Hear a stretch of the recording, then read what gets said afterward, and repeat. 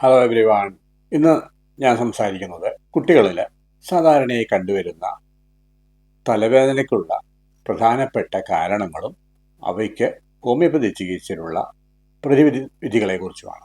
സാധാരണഗതിയിൽ കുട്ടികളിൽ പ്രധാനമായും രണ്ട് തരത്തിലുള്ള തലവേദനയാണ് കാണുന്നത്. ഒന്ന് മൈഗ്രെയിൻ, മറ്റൊന്ന് ടെൻഷൻ റിലേറ്റഡ് ഹെഡേക്ക്.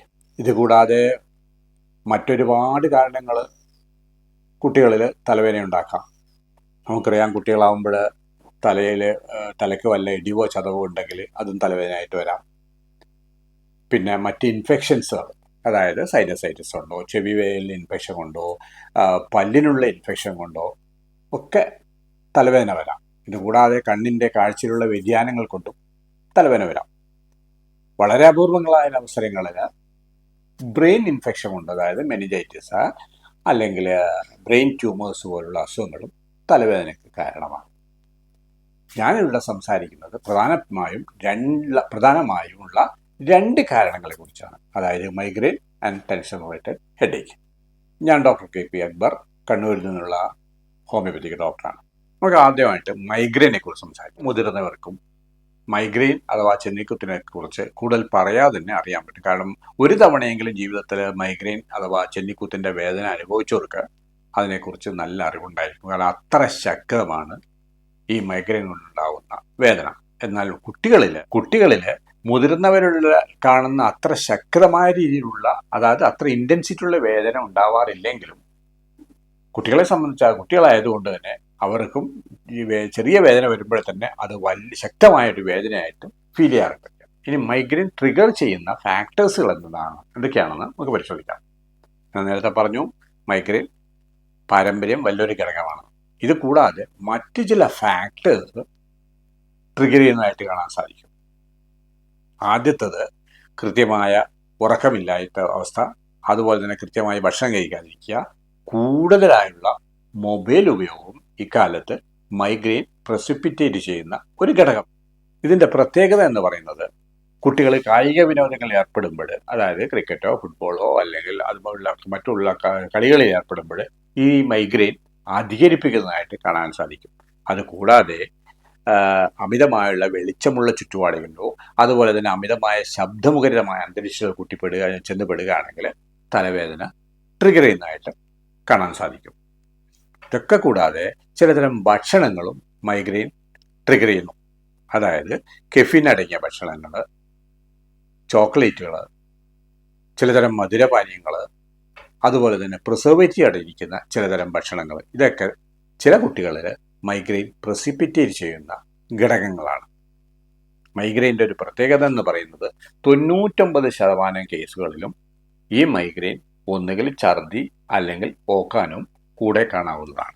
ഇനി മൈഗ്രെയിൻ അക്യൂട്ടായിട്ട് വരുമ്പോൾ, അതായത് പെട്ടെന്ന് വരുമ്പോൾ നമുക്ക് എന്താണ് പ്രാഥമികമായുള്ള ശുശ്രൂഷ നൽകേണ്ടതെന്ന് പരിശോധിക്കാം.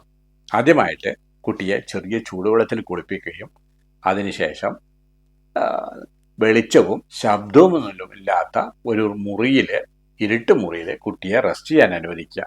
അതായത് തല അല്പം ഉയർത്തി കിടത്തിക്കൊണ്ട് കുട്ടിയെ റെസ്റ്റ് ചെയ്യാൻ വിടുക. അതിൻ്റെ കൂടെ ചെറു ചൂടുവെള്ളത്തിൽ തുണി നനച്ച് കുട്ടിയുടെ നെറ്റിയിൽ അപ്ലൈ ചെയ്ത് കൊടുക്കുക.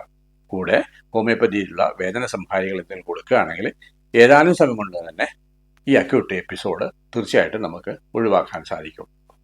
അതിനുശേഷം പിന്നീടുള്ള വരുന്ന ഈ റിക്കറൻസ്, അതായത് മൈഗ്രെയിൻ ഞാൻ പറഞ്ഞു ഇടയ്ക്കിടയ്ക്ക് ഉള്ള എപ്പിസോഡുകളാണെന്ന്, ആ എപ്പിസോഡുകൾ ഒഴിവാക്കാൻ വേണ്ടിയിട്ട് കുട്ടി കുറച്ച് ദീർഘനാളത്തെ ഹോമിയോ മരുന്ന് കൊടുക്കുകയാണെങ്കിൽ പൂർണ്ണമായും തന്നെ മൈഗ്രെയിൻ്റെ പിന്നീടുള്ള റിക്കറൻസ് നമുക്ക് ഒഴിവാക്കാൻ സാധിക്കും. ഇനി എന്താണ് ടെൻഷൻ ഹെഡേക്ക് അഥവാ സ്ട്രെസ് റിലേറ്റഡ് ഹെഡേക്ക് എന്ന് പരിശോധിക്കാം. അതിൻ്റെ പേരിൽ തന്നെ അതിൻ്റെ കാരണമുണ്ട് എന്നതാണ് എൻ്റെ ഏറ്റവും വലിയ രസം. അതായത് മൈഗ്രെയിൻ പോലെ പാരമ്പര്യമല്ല, ഇവിടെ സ്ട്രെസ്സാണ് അതിൻ്റെ പ്രധാനപ്പെട്ട കാരണം. സ്ട്രെസ്സ് അല്ലെങ്കിൽ ടെൻഷൻ ഒന്നുകിൽ വീട്ടിൽ നിന്നാകാം, അല്ലെങ്കിൽ സ്കൂളിൽ നിന്നാകാം. വീട്ടിൽ നിന്നാകുമ്പോൾ മാതാപിതാക്കൾ വല്ല വഴക്ക് പറയാൻ മറ്റോ ചെയ്യുകയാണെങ്കിൽ അത് ചില കുട്ടികളിൽ ഹെഡേക്കായിട്ട് പ്രസിപ്പിറ്റ് ചെയ്യാം. ഇനിയും അതുമല്ലെങ്കിൽ മാതാപിതാക്കൾ തമ്മിലുള്ള പ്രശ്നങ്ങൾ തന്നെ ചില കുട്ടികൾക്ക് ഹെഡേക്കായിട്ട് പ്രസിപ്പിറ്റ് ചെയ്യാം. സ്കൂളിലാവുമ്പോൾ ക്ലാസ് ടീച്ചർ വഴക്ക് പറയുകയോ അതല്ല കൂടെയുള്ള, അതായത് ക്ലാസ്മേറ്റ്സ് തമ്മിൽ, അതായത് സഹപാഠികൾ തമ്മിലുള്ള ചെറിയ ചെറിയ വഴക്കുകളൊക്കെ ചില കുട്ടികളിൽ ഹെഡേക്കായിട്ട് വരാം. ഇതിൻ്റെ പ്രത്യേകത എന്ന് പറയുന്നത് സാധാരണഗതിയിൽ ഈ ടെൻഷൻ ഹെഡേക്കിൻ്റെ പ്രത്യേകത എന്ന് പറയുന്നത് ഛർദിയോ ഓക്കാനോ ഒന്നും തന്നെ കൂടെ ഉണ്ടാവാറില്ല. എന്നാൽ മൈഗ്രെയിൻ ആവട്ടെ 99% കേസുകളിലും ഓക്കാനമോ ഛർദിയോ അതിൻ്റെ കൂടെ ഉണ്ടാകാറുണ്ട്. ഇവിടെ ഈ ടെൻഷൻ റിലേറ്റഡ് ഹെഡേക്കിൽ കുട്ടികൾ സാധാരണ പറയുന്നത് തലയുടെ മുകളിൽ അല്ലെങ്കിൽ കഴുത്തിൻ്റെ സൈഡുകളിലെ മസിലുകൾ ഒരു വലിഞ്ഞു മുറുകുന്ന ഫീലിംഗ് ആയിട്ടാണ് സാധാരണഗതിയിൽ കുട്ടികൾ പറയാറുള്ളത്. ഈ ടെൻഷൻ റിലേറ്റഡ് ഹെഡേക്ക് കുട്ടികൾ കായിക വിനോദങ്ങളിൽ ഏർപ്പെടുന്നതിന് ഒരു ബുദ്ധിമുട്ടുണ്ടാക്കുന്നില്ല. അതായത് മൈഗ്രെയിൻ പോലെയല്ല, കായിക വിനോദത്തിൽ ഏർപ്പെടുമ്പോൾ ഈ തലവേദനയ്ക്ക് ഒരു മാറ്റവും ഉണ്ടാകുന്നില്ല. അതായത് തലവേദന കൂടുകയോ കുറയോ ഒന്നും തന്നെ ഉണ്ടാകുന്നില്ല. എന്നാൽ മൈഗ്രെയിൻ കായിക വിനോദത്തിൽ ഏർപ്പെടുമ്പോൾ പ്രസിപ്പിറ്റ് ചെയ്യുന്നു എന്ന് ഞാൻ നേരത്തെ പറഞ്ഞിരുന്നു. അതുപോലെ തന്നെ ശബ്ദമോ വെളിച്ചമോ ഒന്നും തന്നെ ഈ ടെൻഷൻ റിലേറ്റഡ് ഹെഡേക്കിനെ ബാധിക്കുന്നില്ല എന്നും പ്രത്യേകം ശ്രദ്ധിക്കേണ്ടിയിരിക്കും. അപ്പോൾ ടെൻഷൻ റിലേറ്റഡ് ഹെഡേക്കിൻ്റെ പ്രധാനപ്പെട്ട കാരണം എന്ന് പറയുന്നത് ടെൻഷൻ തന്നെയാണ്. അപ്പോൾ തീർച്ചയായിട്ടും പ്രാഥമികമായിട്ട് ഞാൻ ചെയ്യേണ്ടത് നേരത്തെ പറഞ്ഞതുപോലെ ഇളം ചൂടുവെള്ളത്തിൽ കുളിപ്പിച്ചതിന് ശേഷം കുട്ടിയെ പൂർണ്ണമായിട്ടും റെസ്റ്റ് എടുക്കാൻ വിടുക. ഇതാണ് ആദ്യമായിട്ട് ഞാൻ ചെയ്യേണ്ടത്. അതിൻ്റെ കൂടെ ഇങ്ങനെയുള്ള ഇടയ്ക്കിടെയുള്ള റിക്കറൻസ് ഒഴിവാക്കുന്നതിന് വേണ്ടിയിട്ട് കൗൺസിലിങ്ങിന് വളരെയധികം സ്ഥാനമുണ്ട്. കൗൺസിലിങ്ങിനോടൊപ്പം തന്നെ ഹോമിയോപ്പതി മരുന്ന് കൊടുക്കുകയാണെങ്കിൽ തീർച്ചയായിട്ടും ടെൻഷൻ ഹെഡേക്കും പൂർണ്ണമായും തന്നെ മാറ്റിയെടുക്കാൻ സാധിക്കുന്നതാണ്. Thank you.